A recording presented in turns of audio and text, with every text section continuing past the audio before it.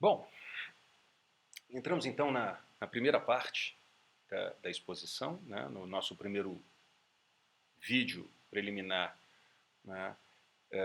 Discutimos basicamente a ideia de que o tempo, de que a significação do tempo na teoria da narrativa possui uma função mais fundamental, né, do que aquela de auxiliar na real posição da instância narrativa, né?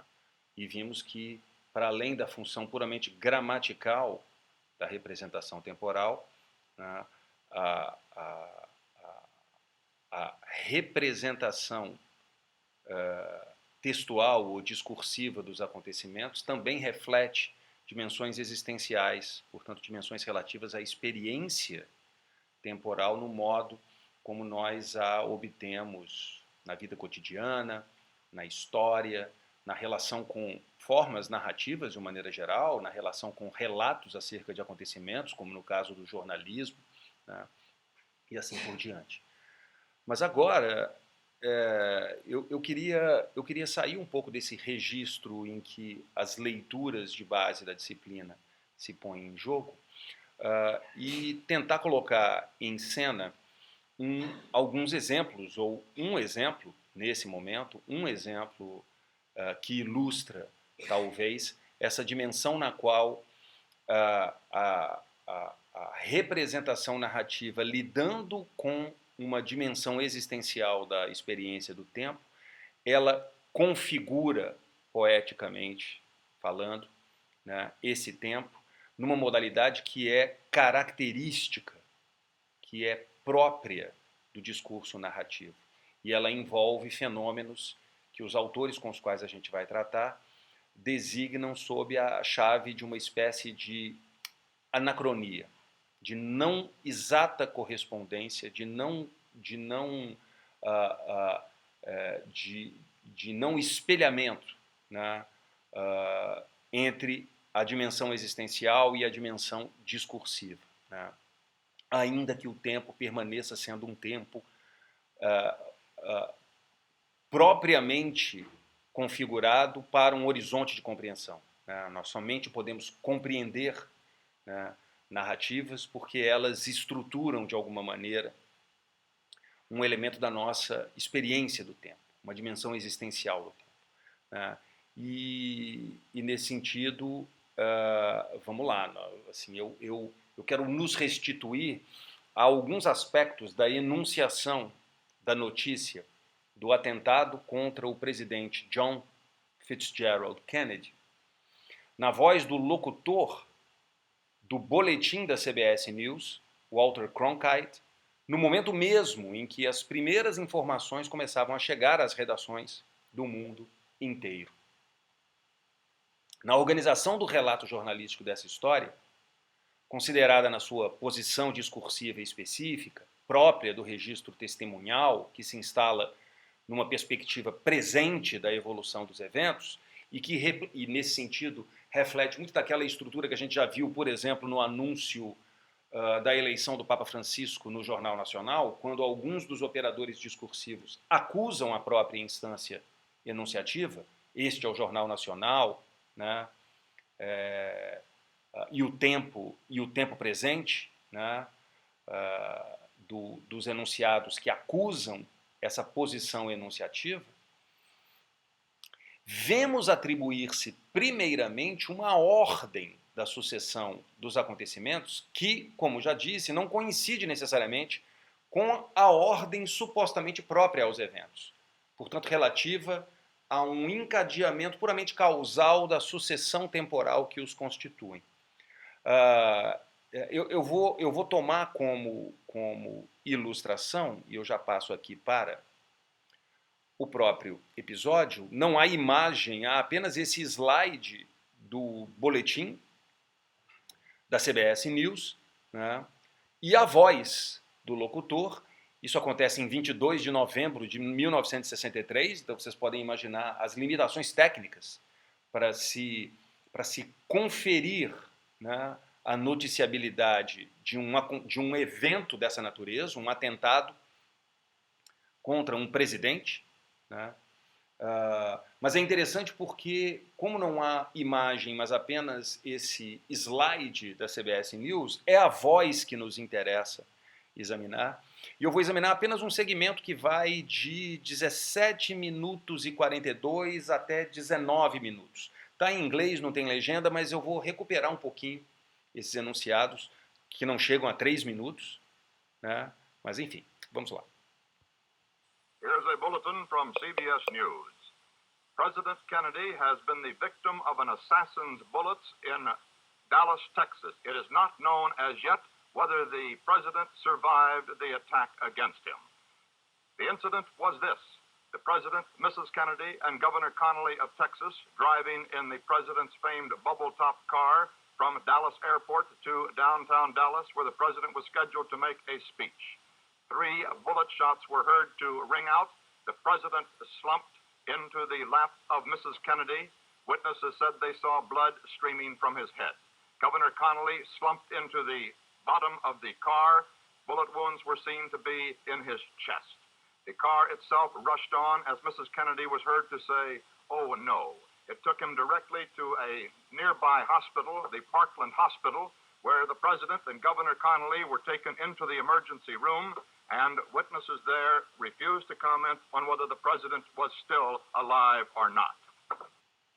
Bom, são esses segmentos, esse breve segmento da narração que nos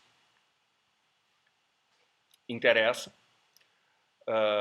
e nele tem algumas operações que são importantes de se destacar para entendermos como a ordem temporal dos acontecimentos, ainda que configurada a partir de um princípio de não coincidência com a ordem causal dos eventos, na origem, né, ainda assim estrutura o acontecimento numa modalidade que é propriamente narrativa e que consiste precisamente em restituir a nossa compreensão de um acontecimento, mesmo quando, e talvez até em função de não fazer essas temporalidades coincidirem, a temporalidade do narrar e a temporalidade do narrado, a temporalidade do ato narrativo e a temporalidade do acontecimento sobre o qual se narra. Nesse intervalo da sequência em que a voz do âncora comanda as ações de um acontecimento que se desenrola ativamente, né, ou seja, o atentado aconteceu, né, mas não se sabe se o presidente sobreviveu ao ataque, né? Portanto, para além da presunção de um controle que a narração possa exercer sobre seu destino, pois até aqui o que temos é apenas e ainda um atentado e não um assassinato. A configuração narrativa do evento investe sobretudo nas perspectivas temporais que essa voz instaura ou produz, né? Razão pela qual ela pode exemplificar o que Paul Ricoeur designa como sendo a configuração narrativa da ordem temporal do acontecimento. A certa altura da evolução da narração, nesse intervalo inteiro, que vai de 17 minutos e 43 segundos do vídeo até 19 minutos, a partir do momento em que o incidente do atentado passa a ser propriamente narrado, quando a explicitude do tempo presente dos verbos da ação cede espaço à evolução propriamente dita dos eventos, recobra-se a ordem na qual o atentado desponta como o acontecimento em questão. Por volta de 17 minutos e 58, quando o locutor diz: o presidente Kennedy, a primeira-dama e o governador Connolly iam em comitiva na direção do centro de Dallas, instaurando a partir daí uma primeira antecipação, Jeanette chama de prolepse, né, em 18,8, 18 minutos e 8 segundos, onde o presidente era aguardado para uma conferência e recobrando o evento dos disparos contra o presidente no meio do caminho, em 18 minutos e 10 segundos, quando 3 tiros foram ouvidos. Ou seja, apenas nessa sequência entre 17h58 e 18h10, são aproximadamente 12 segundos do discurso, né, o narrador, o locutor, instala o presidente, a comitiva do presidente, em uma planificação dos eventos, quando saindo do aeroporto iriam a uma conferência, né, no centro comercial de Dallas, né, e no intervalo dessa planificação ocorre um incidente. 3 tiros são ouvidos. Ou seja, ao invés de nos comunicar a ordem da narrativa na sua perfeita sucessão, né, ela introduz uma breve antecipação, né, do destino da comitiva presidencial, para depois recobrar o sentido do evento. Por exemplo, o atentado sequer é o primeiro evento que é comunicado, o atentado é um incidente que ocorre na ordem natural da ação, do caminho da comitiva até a conferência. O aspecto metafórico do jogo que caracteriza essas relações entre a temporalidade do narrar e a temporalidade do narrado, do histórico, revela um aspecto mais radical do modo como se implicam narrativas, a configuração narrativa e a vida comum ou a atualidade histórica. E é nesse aspecto que Paul Ricoeur identifica a dimensão radicalmente poética, configurativa desse aspecto da compreensão do tempo instaurado pela narrativa. É o fato de que a tarefa da narração e da história que ela constitui, pautada por todos esses aspectos da escolha pelos regimes de frequência e duração que a configuração narrativa faz sobre os elementos da evolução temporal, é a de instaurar essa temporalidade dramática como sentido daquilo que, na sua origem vivida, é, essencialmente falando, insignificante. Em suma, apenas nos restituímos a um tempo da vida que se historiciza porque mediamos as longas sucessões de ocorrências anódinas, insignificantes do nosso viver, pelos recursos da compressão e da dilatação que caracterizam o ato poético de narrar.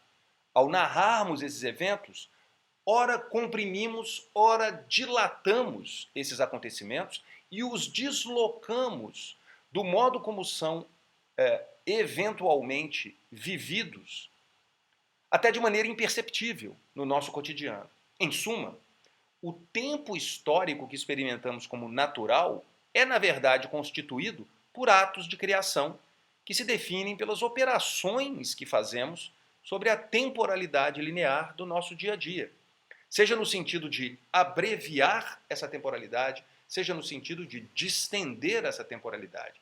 Não apenas a descontinuidade entre o tempo narrado e o tempo do narrar, mas apenas o tempo do narrar é capaz de determinar o sentido com o qual passamos a atribuir a compreensibilidade, o horizonte de compreensão do primeiro, do tempo do narrado.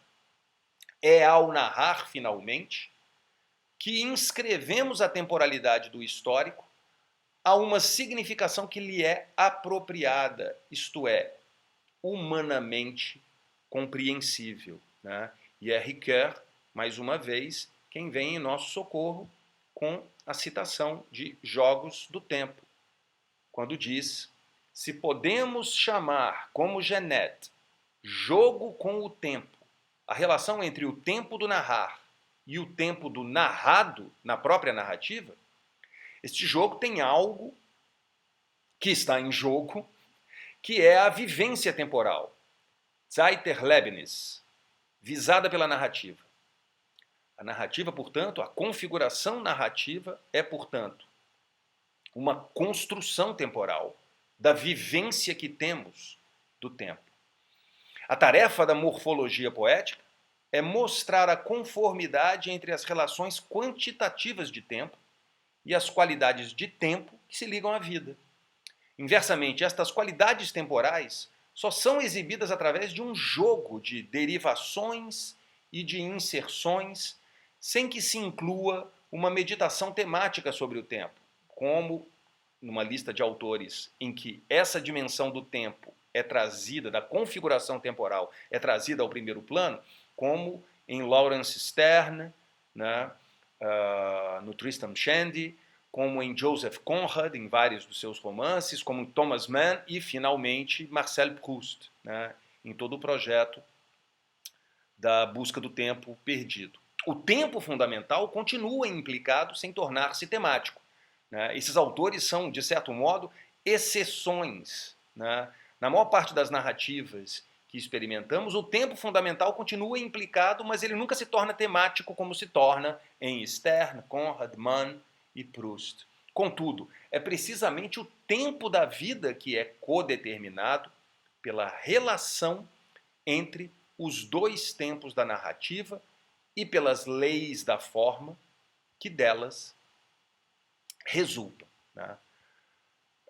Com isso, encerramos a primeira parte da exposição, né, para falarmos no próximo vídeo preliminar, né, para explorarmos no próximo vídeo preliminar as estruturas dessas anacronias. A ideia de que a anacronia, a descontinuidade entre o tempo do narrado e o tempo do narrar, não é uma extravagância ou uma característica, digamos, puramente intencional da configuração narrativa, mas é eventualmente uma necessidade fundamental do discurso narrativo no modo de tornar para nós compreensível o tempo como algo compreensível, a organização discursiva do tempo na configuração narrativa, algo que se coloca dentro de horizontes de compreensão que são os nossos,